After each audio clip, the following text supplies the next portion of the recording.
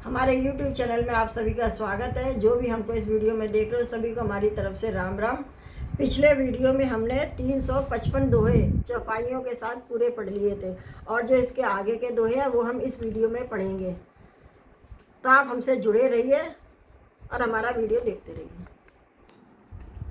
घोर निशाचर विकट भट्ट समर घनई नहीं काऊ, मारे सहित सहाय किमी खल मारीच सुहाव। अर्थात बड़े भयानक राक्षस जो विकट योद्धा थे और जो युद्ध में किसी को नहीं गिनते थे, उन दुष्ट मारीच और सुभाव को सहायकों सहित तुमने कैसे मारा। मुनि प्रसाद बलितात तुम्हारी ईस अनेक करवटे टारी, मख रखवारी करी दो भाई गुरु प्रसाद सब विद्या पाई। इसका मतलब है, हे तात मैं भलैया लेती हूँ, मुनि की कृपा से ही ईश्वर ने तुम्हारी बहुत सी बलाओं को टाल दिया। दोनों भाइयों ने यज्ञ की रखवाली करके गुरु जी के प्रसाद से सब विद्याएं पाई। मुनते तरी लगत पग दूरी कीरत रही भुवन भरिपूरी, कमट पीठ पविकूट कठोरा नृप समाज बहु शिव धन तोरा। अर्थात चरणों की धूली लगते ही मुनि पत्नी अहिल्या तर गई। विश्व भर में यह कीर्ति पूर्ण रीत से व्याप्त हो गई। कच्छप की पीठ वज्र और पर्वत से भी कठोर, शिव जी के धनुष को राजाओं के समाज में तुमने तोड़ दिया। विश्व विजय जस जानक पाए, आए भवन ब्याई सब भाई, सकल अमानुष कर्म तुम्हारे केवल कौशिक कृपा सुधारे। अर्थात विश्व विजय के यश और जानकी को पाया, सब भाइयों को ब्याह कर घर ले आए। तुम्हारे सभी कर्म अमानुषी हैं, यानी मनुष्य की शक्ति के बाहर है, जिन्हें केवल विश्वामित्र जी की कृपा ने ही सुधारा यानी संपन्न किया है। आज सुफल जग जन्म हमारा, देख तात विदु बदन तुम्हारा, जे दिन गए तुम्हें बिन देखे ते बिरचई जन पार ही लेके। अर्थात हे तात, तुम्हारा चंद्रमुख देखकर आज हमारा जगत में जन्म लेना सफल हो गया। तुमको बिना देखे जो दिन बीते हैं उनको ब्रह्मा गिनती में न लावे, यानी हमारी आयु में शामिल न करें। राम प्रतोषी मात सव कीन विनित बरबैन, सुमिर शंभु गुर विप्र पद किए निध बसनैन। अर्थात विनय भरे उत्तम वचन कहकर श्री रामचंद्र जी ने सब माताओं को संतुष्ट किया। फिर शिव जी, गुरु और ब्राह्मणों के चरण का स्मरण कर नेत्रों को नींद के बस में किया। अर्थात वे सो रहे थे। नींदो बदन सो सुठ लोना, मनो साँझ सर सिरो सोना, घर घर करई जागरण नारी, देई परस्पर मंगल गारी।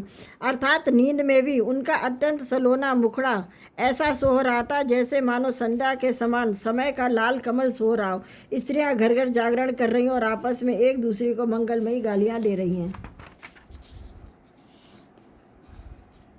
पुरी विराजत राजति रजनी, रानी कहे बिलोकऊ सजनी, सुंदर बदुन सासुले सोई, फनिकन जनु सिरमनी उर्गोई। अर्थात रानियां कहती हैं, हे सजनी देखो आज रात्रि की कैसी शोभा है, जिससे अयोध्यापुरी विशेष शोभित हो रही। यो कहती हुई सासुएं सुंदर भैयों को लेकर सो गई, मानो सर्पों ने अपने सिर की मणियों को हृदय में छुपा लिया हो। प्रात पुनीत काल प्रभु जागे, अरुण चूड़ पर बोरन लागे, बंद मग दिन गुनगन गाए, पूजन द्वार जुहारन आए। अर्थात प्रातः काल पवित्र ब्रह्म मुहूर्त में प्रभु जागे, मुर्गे सुंदर बोलने लगे, भाट और मगधों ने गुणों का गान किया तथा नगर के लोग द्वार पर जुहार करने को आए। बंद विप्रसुर गुरुपित माता, पाई अशेष मुदित सब भ्राता, जन्नई सादर बदन निहारे, भूपर संग द्वार पगुधारे। अर्थात ब्राह्मणों, देवताओं, गुरु, पिता और माताओं की वंदना करके आशीर्वाद पाकर सब भाई प्रसन्न हुए। माताओं ने आदर के साथ उनके मुखों को देखा, फिर वे राजा के साथ दरवाजे यानी बाहर पधारे।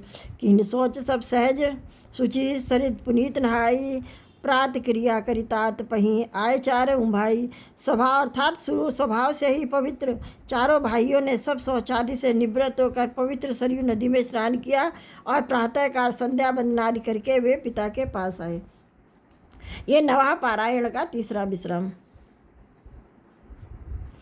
भूप बिलो के लिए उरलाई, बैठे हरस रजाए सिपाही, देख राम सब सभा जुड़ानी, लोचन लाभ अवधि अनुमानी। अर्थात राजा ने देखते ही उन्हें हृदय से लगा लिया। तदंतर वे आज्ञा पाकर हर्षित होकर बैठ गए। श्री रामचंद्र जी के दर्शन करो, नेत्रों के लाभ, बस यही सीमा, ऐसा अनुमान कर सारी सभा शीतल हो गई। अर्थात सबके तीनों प्रकार के ताप सदा के लिए मिट गए। पुनि वशिष्ठ मुनि कौशिक आए, सुभग आसन मुनि बैठाए, सुदन समेत पूजी पद लागे, निरग राम दो गुरन रागे। अर्थात फिर से मुनि वशिष्ठ और विश्वामित्र जी आए।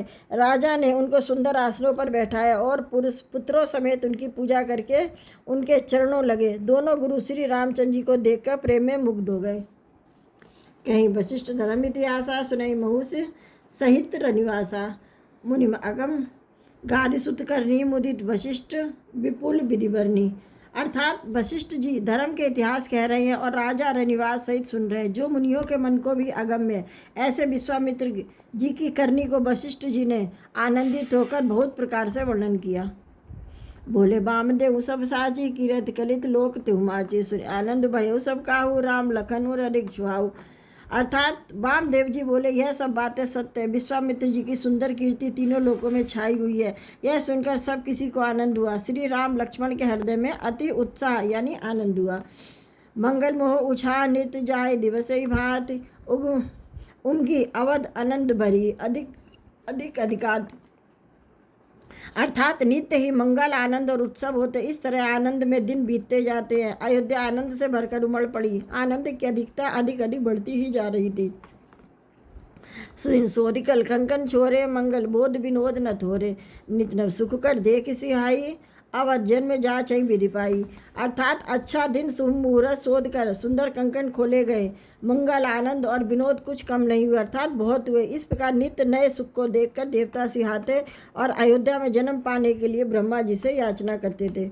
विश्वामित्र चलन तीन नित चहि, राम सप्रेम विनय बस रही, दिन दिन सैगुन भूपति भाव, दे की सराय महामुनि राव।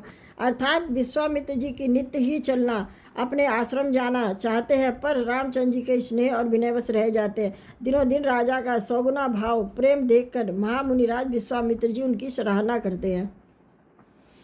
मागध विदा रावण रागे, सुतन समेत ठाड़वे आगे, नाथ सकल संपदा तुम्हारी, मैं सेवक समेत सुतनारी। अर्थात अंत में जब विश्वामित्र जी ने विदा मांगी तब राजा प्रेम मगन हो गए और पुत्रों सहित आगे खड़े हो गए। वे बोले, हे नाथ, यह सारी संपदा आपकी है, मैं तो स्त्री पुत्रों सहित आपका सेवक हूँ। कर सदा लड़कन पर छऊ, दर्शन देत रह मुनि मोहू, अस कई राव सहित सुतरानी, पर उचरण मुख आओ न बानी। मतलब हे मुनि, लड़कों पर सदा स्नेह करते रहिएगा, मुझे भी दर्शन देते रहिएगा। ऐसा कहकर पुत्रों और रानियों सहित राजा दशरथ जी विश्वामित्र जी के चरणों में गिर पड़े। यानी प्रेमाविवल हो जाने के कारण उनसे मुँह से कुछ बात ही नहीं निकलती। दीन आशीष विप्रभु बातें चले, न प्रीत रीत कहीं जाती, राम सप्रेम संग सब भाई, आय पाई फिरे पहुँचाई। यानी ब्राह्मण विश्वामित्र जी ने बहुत प्रकार से आशीर्वाद दिए और वे चल पड़े। प्रीत की रीत कहीं नहीं जाती।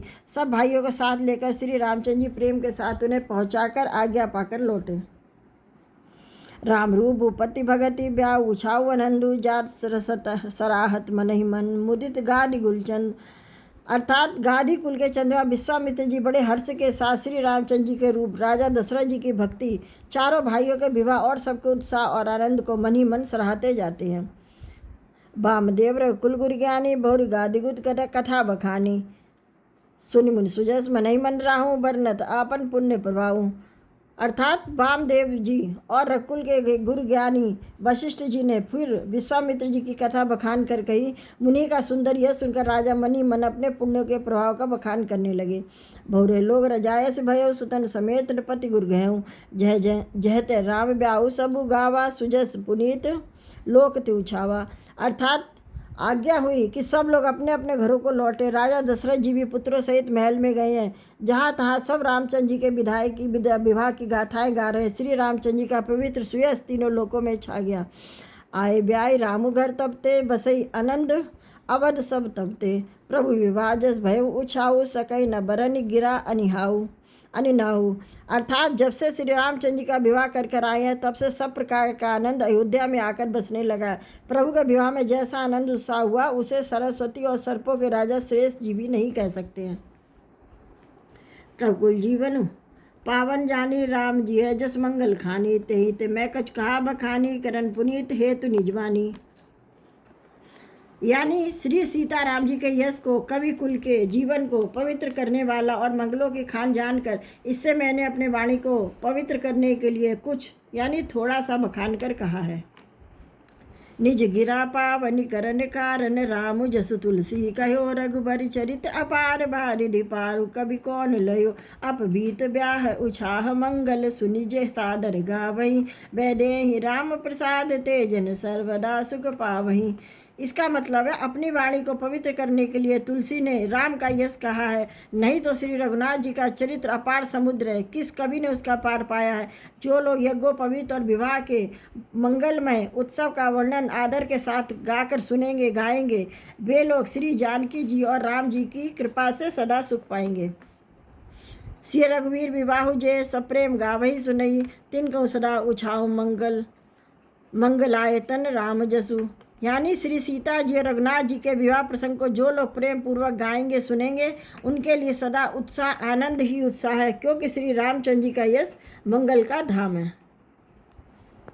मास पारायण 12वां विश्राम। इति श्री रामचरितमानसे सकल कलिक विंध्यवसे प्रथमा सोपान समाप्त। यानी जो इसका पहला कांड है बाल कांड, वो समाप्त हो गया है। संपूर्ण पापों को विध्वंस करने वाले श्री रामचरितमानस का यह पहला सोपान समाप्त हुआ, यानी बालकांड समाप्त। इस वीडियो में हमने 5 दोहे चौपाई के साथ पढ़े हैं, यानी कि इस वीडियो में हमारे 360 दोहे पूरे हो गए हैं। मतलब बाल कांड इसमें समाप्त हो गया। अब जो हम दूसरा वीडियो बनाएंगे उसमें दूसरा कांड आएगा और बाल कांड खत्म हो गया। तो आप हमारा वीडियो देखते रहिए, दोहे चौपाई सुनते समझते रहिए, क्योंकि हम साथ ही साथ आपको हिंदी में भी इसका अर्थ समझाते जा रहे हैं। फिर हमारे चैनल को सब्सक्राइब कीजिए, लाइक कीजिए, कमेंट करिए कि आपको हमारा वीडियो कैसा लगा। तो चलिए हम मिलेंगे अगले वीडियो में, तब तक के लिए आप सभी को हमारी तरफ से जय श्री राम।